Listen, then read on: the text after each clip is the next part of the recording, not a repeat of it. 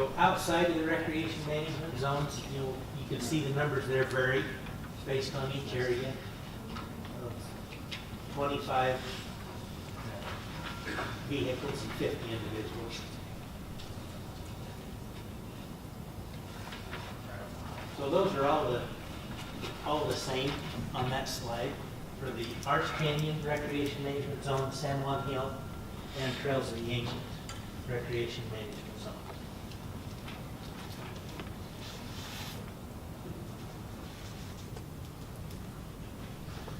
When I'm done with this presentation, I think we ought to look at the map for the recreation management zone so that you'll feel for that.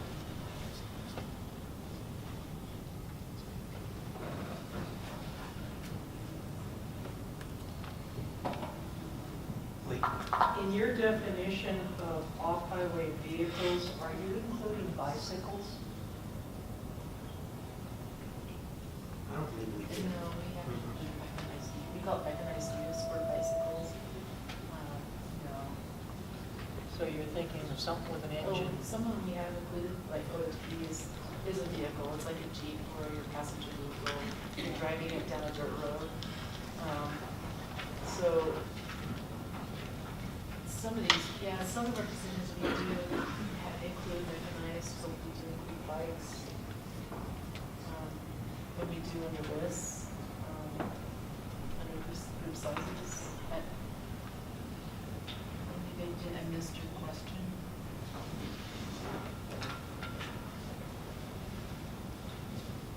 I was curious to know if bicycles were included as an OHV, No, but they are mechanized. they are considered mechanized, but we separate an OHV to certain class of vehicles, which is an engine and four wheels and exhaust system, whereas, that's not different from a bicycle, which is, it's mechanized, but you have to pedal, but there's still some kind of piece to it.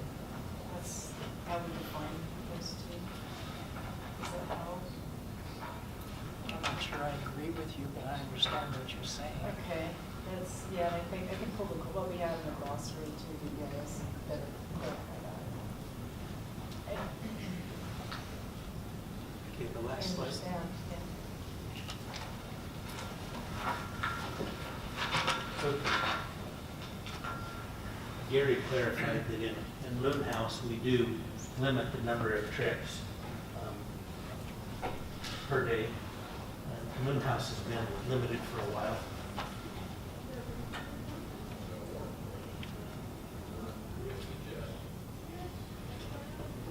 You see on each of those recreation management zones, those group size limits that are set there.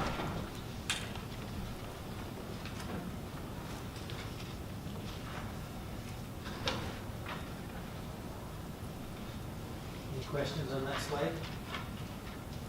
Okay. Mike, Yes. is there some way you're going to inform the public on which sites require some kind of a permit or notification to the BLM that they want to take a group in, or that they need to get a permit to take a group in, and which sites don't require any of that? Yep. I just, We'll seems like definitely there'd have. be some confusion. Yeah. So you know, the management plan now is just in draft EIS. We don't have a final out, and we haven't issued a decision. Once we do issue a final and issue a decision, then there will be an education piece and a transition time period of how we phase that in and how we educate everybody.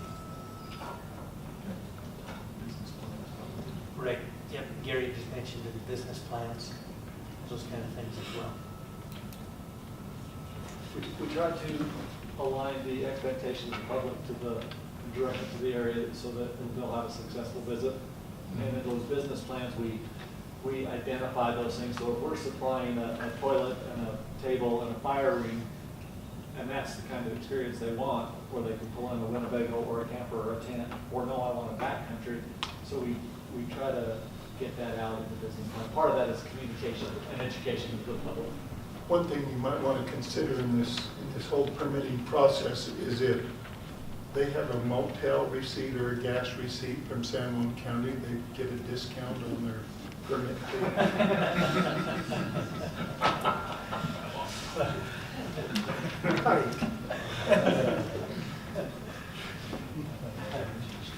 Okay. This slide here is kind of a summary. This is kind of a summary of the changes in allocations in the preferred alternative. So we have livestock grazing up there at the top. We looked at that, alternative B is a 3% reduction in Shash Jaa. Indian Creek is no change. Rights of way. So alternative A, or the current management for rights of way, has an avoidance area at 36,000 acres. And in preferred alternative, that jumps. So an avoidance area for a right-of-way is power lines, pipelines, a brand new proposed right-of-way that somebody would need to get from point A to point B. An avoidance area is an area that, in the document, the preferred alternative is that these number of acres would be avoided. We think that it's better not to have a right-of-way in that area. There are in the preferred alternative exceptions to that avoidance area. And so if they could demonstrate that there was no other way to get across that spot, and they really had to build that pipeline there, or that whatever that right-of-way is, that there was no other method, and they could demonstrate that they would still be protecting the objects and values of the proclamation, then there's an exception for how to do that and how to mitigate that right-of-way. That's an alternative D. It is. That's an alternative D. Well, Yes. Lance, can we talk about right-of-ways more tomorrow? Because what I read is it's not consistent verbiage in the Shash Jaa or the Indian Creek. Add some examples of that. Absolutely. We'll do that, Kelly. An exclusion area, those are areas where rights of ways would be excluded, and there's no exception language in alternative D. So they'd just be excluded, and we wouldn't entertain that application. And that's the exact same area that we have. Acres doesn't change from the existing situation. The exclusion areas that are in the plan now are, I have it here listed. They're wilderness study areas. What else? Designated areas. And designated wilderness, thank you.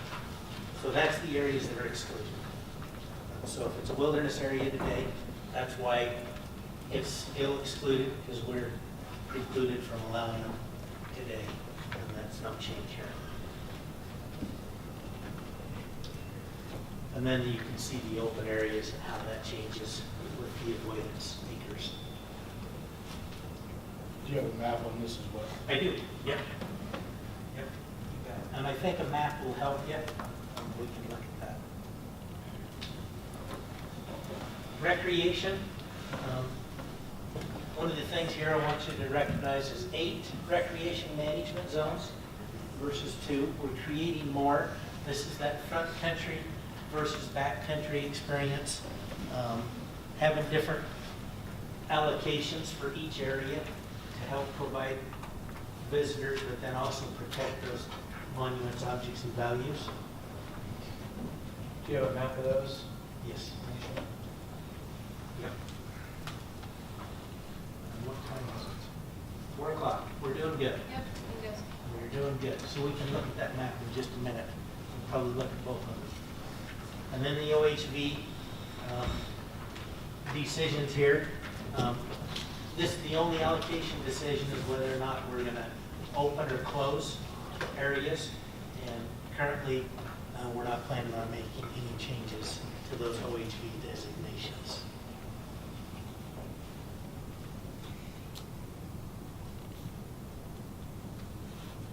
The last one I'd point out, we've talked about it a little bit, that, the monument was withdrawn from all forms of mineral location or entry upon designation.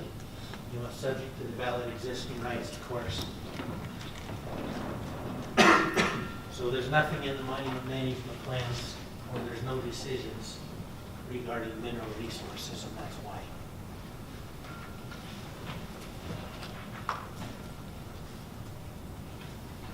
Okay, let's not go to the next slide yet. Before we go there, let's go ahead and go to the map of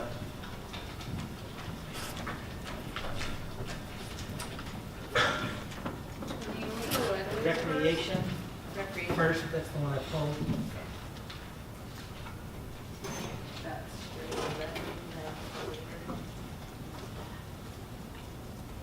So each of you might want to spend some time with this and looking at it, okay? And you can see over here, alternative A on this side, alternative B on my left, your right. And the names of them recreation management zones are on the bottom of the corner of the page. And so I think as you track this table that Lisa gives you, and you're comparing where is this management zone, where is it at on the lay of the land, this map is going to be very beneficial to you. Those are the 8 management zones you create Yes, or proposing. yep, they're identified on here, so you'll be able to track them.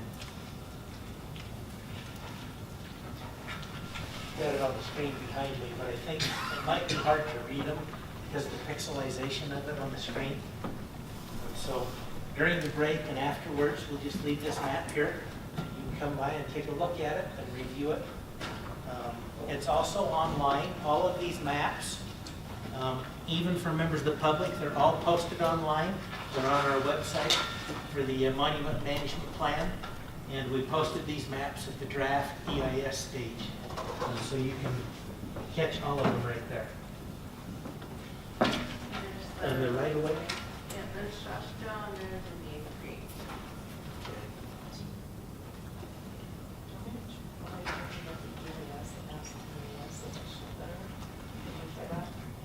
I think we're far along with the presentation, yeah. So this is the Shash Jaa, and the exclusion areas.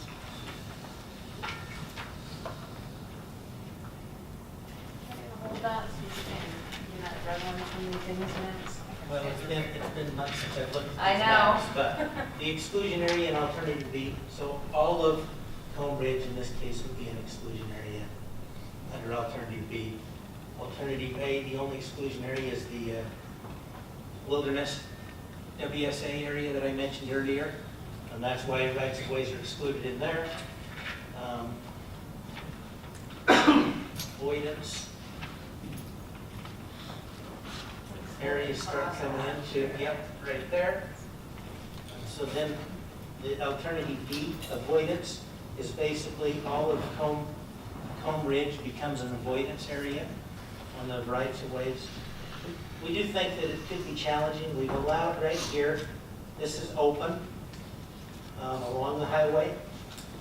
And so the rights of ways could definitely go through here. These would be avoidance, but if it could meet the criteria, then we could go ahead and allow it under an exception. She's got it, I'm not sure.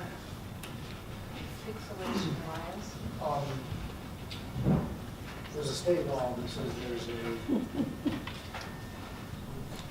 that the federal agencies have to give a right of way to access a civil section. With those civil sections still being in the monument,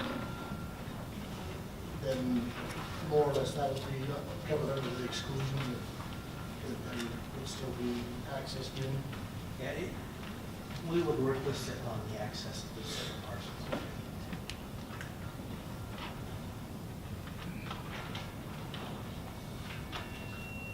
So Lance, can you, maybe you've already answered this, but to just looking for, and we can talk more about this tomorrow, but I'm interested in the reasons, specific reasons when you look maybe at C and D, comparing them.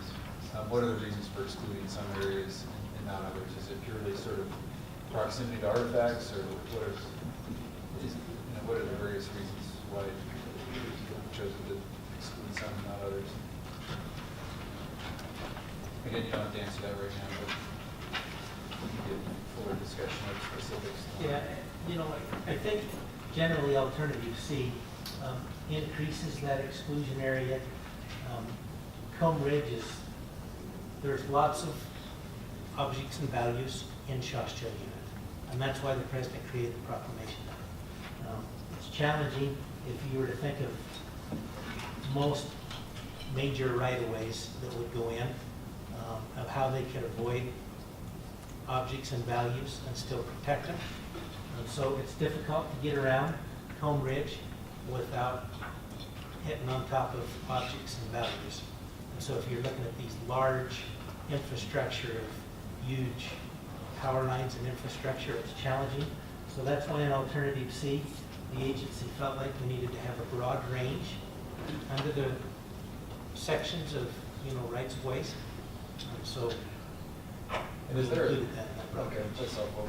And is there a spectrum, we're talking about some rights of way that are just an ATV trail and others that are maybe more substantive than that. Is that accurate, or do they all, is there a spectrum of roads that we could look at, or are there photos of some of the rights of way that we're looking at that we can just get a feel for some of the rights of way? I'm not sure I know exactly what you're asking me. A photo of rights of way. Look, trying to get a feel for, what are, you were talking about roads. But a road can be a road that we would drive our car on, or a road can be a right of way can be a trail that is not maintained.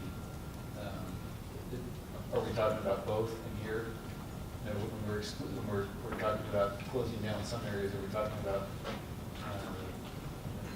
Right. I'm going to turn to Becky and see if I think we're looking at two different things. This, we're just looking at areas that are excluded for future right-of-ways. Okay, I see. So, existing rights of way, anything is actually on the books as a right-of-way or maintained, like, for example, Home Wash Road, that's heavily maintained, heavily used, that we look at whether we open that road or close it, we look at it in the future under travel management I planning. see, okay. But because it's an existing travel route, anything, this is, we're looking in the future, what we want. Got it, okay. Thank you. So in this case, this is more of the pipelines, overhead power lines, large infrastructure rights of ways. Got it. Sorry. Have you received any future proposals for any types of right-of-way type projects or anything like that?